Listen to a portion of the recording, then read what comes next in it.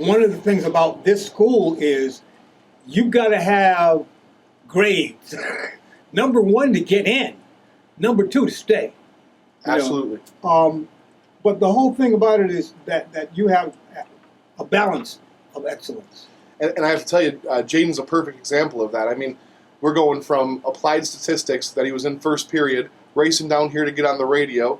He'll be at school until 7 o'clock tonight at football practice. As soon as the football season is over and they win a championship, Jahyden will go right into the basketball court. And so he truly is the example of a scholar athlete. High school is probably the most vivid experience any human being has in terms of education and socialization.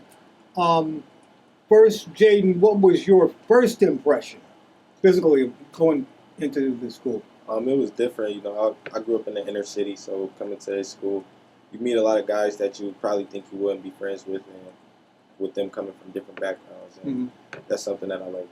Of course, Canisius is a private school, and there is a cost. I use the C word, not the P word.